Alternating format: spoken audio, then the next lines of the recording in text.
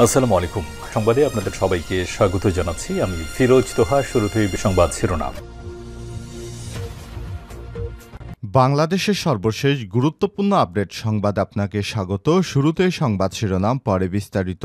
শুরুতেই জানাবো, ভারতকে বুঝতে হবে এটা শেখ হাসিনার বাংলাদেশ নয়। ভারতের আগরতলায় বাংলাদেশি হাই কমিশনে হামলার ঘটনাকে ন্যাক্কারজনক আখ্যা দিয়ে সামাজিক যোগাযোগ মাধ্যম ফেসবুকে পোস্ট করেছেন আইন উপদেষ্টা ডক্টর আসিফ নজরুল। ওই পোস্টে এক জায়গায় তিনি উল্লেখ করেছেন, ভারতকে বুঝতে হবে এটা শেখ হাসিনার বাংলাদেশ নয়। এরপর জানাবো, বাংলাদেশের জনগণ কারো দাদাগিরি পছন্দ করে না, বললেন বাংলাদেশ জামাত ইসলামের আমির। বাংলাদেশের জনগণ তাদের মাথার উপর কারো দাদাগিরি একদম পছন্দ করে না বলে মন্তব্য করেছেন বাংলাদেশ জামাত ইসলামের আমির ডাক্তার শফিকুর রহমান। গতরাতে নিজের ভেরিফাইড ফেসবুক আইডিতে দেয়া এক পোস্টে তিনি সব মন্তব্য করেছেন। এদিকে মীমাংসা পছন্দ না হয় ছাত্রদল নেতাকে কুপিয়ে হত্যা। চুয়াডাঙ্গায় সরকারি কলেজের ছাত্রদলের যুগ্ম আহ্বায়ক ফয়সাল হোসেন বিদ্যুৎ ২৮কে কুপিয়ে জখমের ঘটনা ঘটেছে। গতরাত ৯টার দিকে শহরতলির দৌলত রিয়ারে মাথাভাঙ্গা ব্রিজ সংলগ্ন বজলুর চায়ের দোকানের সামনে এই ঘটনা ঘটে। জানাবো, ভারতীয় আগ্রাসনের বিরুদ্ধে উত্তাল বাংলাদেশ।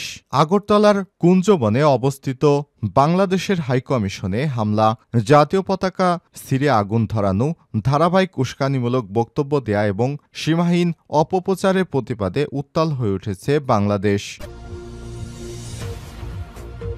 এদিকে হাইকমিশনে নিরাপত্তা দিতে ভারতকে জাতিসংঘের সহায়তা নিতে বললেন আসিফ মাহমুদ। ভারতীয় হাইকমিশনের নিরাপত্তা দিতে ব্যর্থ হলে ভারতকে জাতিসংঘের শান্তিরক্ষী বাহিনীর থেকে সহায়তা নেয়ার আহ্বান জানিয়েছেন বাংলাদেশের যুব ক্রীড়া উপদেষ্টা আসিফ মাহমুদ সজীব ভুঁইয়া।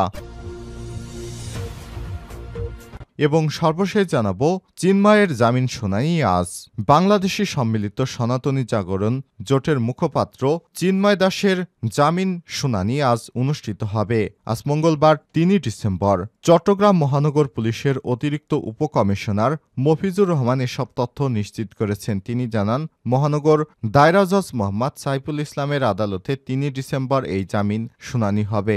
আদালত সংশ্লিষ্ট এই কর্মকর্তা জানান, শুনানির এই দিন আগেই ধার্য হয়েছিল। গত বুধ ও বৃহস্পতিবার আইনজীবীদের আদালত বর্জন ও কর্মবিরতি কর্মসূচি পালিত হয়। সপ্তাহ শেষে রোববার আদালতের কার্যক্রম শুরু হলে শুনানির তারিখ জানা যায়। প্রিয় দর্শক, এতক্ষণ শুনছিলেন সংবাদ শিরোনাম, এবারে বিস্তারিত। তবে তার আগে বন্ধুরা, অনুরোধ থাকবে এই সংবাদটিতে একটি লাইক দিন। এই চ্যানেলে আপনি নতুন হয়ে থাকলে আমাদের সংবাদটি দেখতে দেখতে চ্যানেলটি সাবস্ক্রাইব করে রাখুন। কমেন্ট করে আপনার মূল্যবান মতামত জানিয়ে দিন আপনি বিশ্বের কোন দেশ থেকে বা বাংলাদেশের কোন স্থান থেকে আমাদের সংবাদটি দেখছেন এবং শুনছেন। এবারে বিস্তারিত। ভারতকে বুঝতে হবে এটা শেখ হাসিনার বাংলাদেশ নয়। ভারতের আগরতলায় বাংলাদেশি হাইকমিশনে হামলার ঘটনাকে ন্যাক্কারজনক আখ্যা দিয়ে সামাজিক যোগাযোগ মাধ্যম ফেসবুকে পোস্ট করেছেন আইন উপদেষ্টা ডক্টর আসিফ নজরুল। সোমবার ২ ডিসেম্বর রাতে দেয়া এই পোস্টে এক জায়গায় তিনি উল্লেখ করেছেন, ভারতকে বুঝতে হবে এটা শেখ হাসিনার বাংলাদেশ নয়। ফেসবুক পোস্টে আইন উপদেষ্টা লিখেছেন, আজকের ভারতের আগরতলায় বাংলাদেশের সহকারী হাইকমিশন তছনছ করা হয়েছে।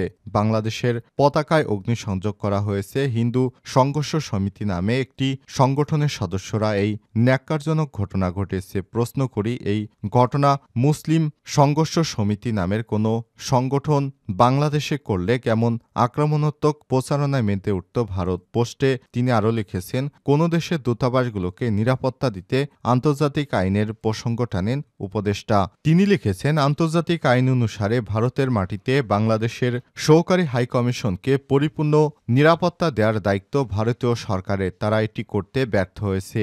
এই ব্যর্থতার নিন্দা জানায়। এদিকে বাংলাদেশ নিয়ে পশ্চিমবঙ্গের মুখ্যমন্ত্রী মমতা বন্দ্যোপাধ্যায়ের বক্তব্যের কথাও উল্লেখ করে উপদেষ্টা তিনি এই বিষয়ে লিখেছেন, নিন্দা জানাই পশ্চিমবঙ্গের মুখ্যমন্ত্রী মমতার বক্তব্যের। ভারতের বিভিন্ন অঞ্চলে যা ঘটে সংখ্যালঘু এবং দলিত সম্প্রদায়ের উপর, এর জন্য বরং উল্টো ভারতের মমতার লজ্জিত হওয়া উচিত। ভারতকে বলি, আমরা সমমর্যাদা এবং সমানাধিকারের ভিত্তিতে বন্ধুত্বে বিশ্বাসী। শেখ হাসিনার সরকার বিনা ভোটের সরকার ক্ষমতায় থাকার লোভে ভারত তোষণ নীতিতে বিশ্বাসী ছিল। তবে ভারতকে বুঝতে হবে এটা শেখ হাসিনার বাংলাদেশ নয়, এটা বাংলাদেশ স্বাধীন, সার্বভৌমত্ব এবং আত্মমর্যাদাশীল এই বাংলাদেশ নির্ভীক এক তরুণ সম্প্রদায়ের বাংলাদেশ। এই বাংলাদেশে কোনো দাদাগিরি চলবে না। বাংলাদেশের জনগণ কারো দাদাগিরি পছন্দ করে না। জামাতের আমির, বাংলাদেশের জনগণ তাদের মাথার উপর কারো দাদাগিরি একদম পছন্দ করে না বলে মন্তব্য করেছেন বাংলাদেশ জামাত ইসলামের আমির ডাক্তার শফিকুর রহমান। সোমবার 2 ডিসেম্বর রাতে নিজের ভেরিফাইড ফেসবুক আইডিতে দেয়া পোস্টে এমন মন্তব্য করেছেন তিনি। পোস্টে ডাক্তার শফিকুর রহমান লিখেছেন, ভারত নিজের দেশে তার প্রতিবেশী দেশের কূটনৈতিক মিশনে নিরাপত্তা দিতে ব্যর্থ। সেখানে সাম্প্রদায়িক সম্প্রীতির বাংলাদেশ নিয়ে কথা বলার কোনো অধিকার তাদের থাকতে পারে না। এ সময় তিনি আরও লিখেছেন, বাংলাদেশের জনগণ তাদের মাথার উপর কারো দাদাগিরি একদম পছন্দ করে না। আমরা বাংলাদেশের জনগণকে সতর্ক থাকার জন্য আহ্বান জানাচ্ছি। জাতীয় ঐক্য তার কার্যকর ঔষধ। মীমাংসা পছন্দ না হয় ছাত্রদল নেতাকে কুপিয়ে জখম। চুয়াডাঙ্গা সরকারি কলেজ ছাত্রদলের যুগ্ম আহ্বায়ক ফয়সাল হোসেন বিদ্যুৎ ২৮কে কুপিয়ে জখম করার ঘটনা ঘটেছে। সোমবার ২ ডিসেম্বর রাত ৯টার দিকে শহরতলির দৌলত রিয়ারে মাথাভাঙ্গা ব্রিজ সংলগ্ন বালুচর চায়ের দোকানের সামনে ঘটনা ঘটে। স্থানীয়রা জানায়, রাতে বজলু চায়ের দোকানে বিদ্যুৎকে কেন্দ্র করে কয়েকজন যুবক এলোপাতাড়ি কুপিয়ে জখম করে পালিয়ে যায়। পরে তাকে উদ্ধার করে সদর হাসপাতালে জরুরি বিভাগে নেওয়া হয়। জখম গুরুতর হয় সদর হাসপাতালে সার্জারি কনসালটেন্ট ডাক্তার এহসানুল হক তন্ময়। হাসপাতালে এসে তাকে তাৎক্ষণিক চিকিৎসা প্রদান করেন এবং উন্নত চিকিৎসার জন্য রেফার করেন। এ বিষয়ে চুয়াডাঙ্গা সরকারি কলেজ ছাত্রদলের আহ্বায়ক ফয়সাল ইকবাল বলেন, কলেজ ছাত্রদলের এক কর্মীর প্রেমঘটিত বিষয় মীমাংসার জন্য বিদ্যুতের সঙ্গে দুটি পক্ষ মীমাংসায় বসেছিল। মীমাংসা মনোপুত না হয় ওই এলাকায় আকাশ, মেন্টাল তমাল, রবিন সহ কয়েকজন তাকে কুপিয়ে জখম করেছে বলে শুনতে পেরেছি। ওরা যুবলীগের কর্মীও ছিল। সবাই বিদ্যুৎকে চেনেন যারা তার উপর হামলা চালিয়েছে। চুয়াডাঙ্গা সদর হাসপাতালের সার্জারি কনসালটেন্ট ডাক্তার এহসানুল হক তন্ময় বলেন, রোগীর 2 হাত, ঘাড়, মাথাসহ শরীরের বিভিন্ন স্থানে ধারালো অস্ত্রের আঘাতে গভীর জখমের চিহ্ন পাওয়া গেছে। তাকে উন্নত চিকিৎসার জন্য প্রয়োজন রাজশাহী মেডিকেল কলেজ হাসপাতালে রেফার করা হয়েছে। চুয়াডাঙ্গা সদর থানার পরিদর্শক ওসি অপারেশন হোসেন আলী বলেন, এই ঘটনায় আমরা তদন্ত কার্যক্রম শুরু করেছি। অভিযোগ সাপেক্ষে পরবর্তী আইনগত ব্যবস্থা গ্রহণ করা হবে। এদিকে এই ঘটনায় চুয়াডাঙ্গা সরকারি কলেজ ছাত্রদলের যুগ্ম আহ্বায়ক ফয়সাল হোসেন বিদ্যুতের উপর হামলার ঘটনায় বিবৃতি জানিয়েছে চুয়াডাঙ্গা জেলা ছাত্রদল।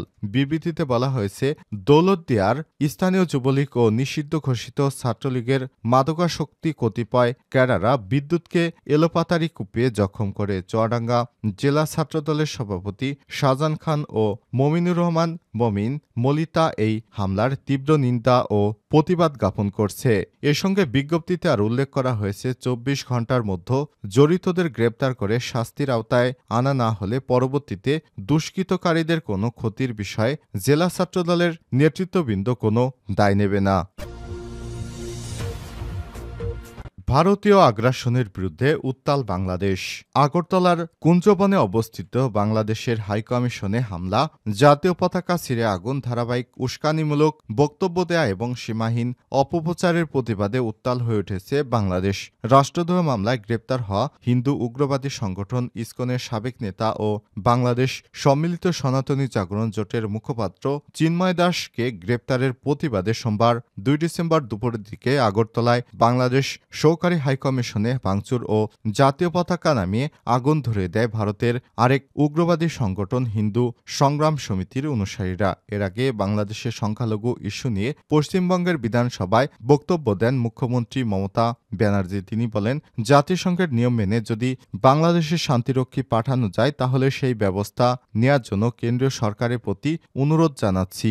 এর আগে গতকাল রোববার সিলেটের বিয়ানীবাজার সুতারকান্দি স্থলবন্দরের ওপারে ভারতের আসাম রাজ্যের করিমগঞ্জে এলাকায় বাংলাদেশের অভিমুখে মার্চ করে হিন্দু ঐক্য মঞ্চের কয়েকশো নেতাকর্মী। এক পর্যায়ে তারা বাংলাদেশে প্রবেশের চেষ্টা চালায়। এ সময় ভারতীয় সীমান্তরক্ষী বাহিনী বিএসএফ এবং করিমগঞ্জ পুলিশের সদস্যরা কাঁটাতারের ব্যারিকেড দিয়ে তাদের বাধা দেয়। আজাদি আজাদি স্লোগানে উত্তাল ঢাবি।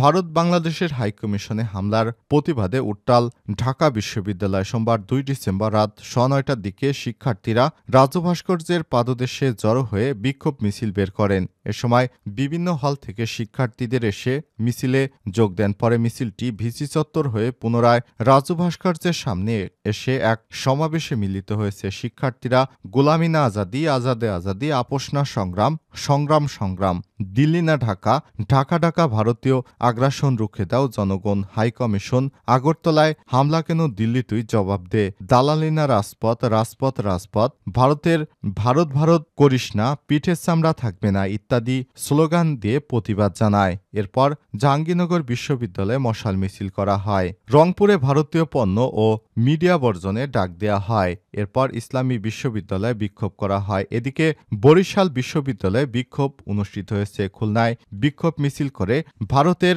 হাইকমিশন ঘেরাও করা হয়। তখন অতিরিক্ত সেনাবাহিনী ও পুলিশ সদস্যদের মোতায়েন করে পরিস্থিতি নিয়ন্ত্রণে আনা হয়। মধ্যরাতে ভারত বিরোধী স্লোগানে উত্তাল হয়ে পড়ে নবী প্রবী বিশ্ববিদ্যালয়।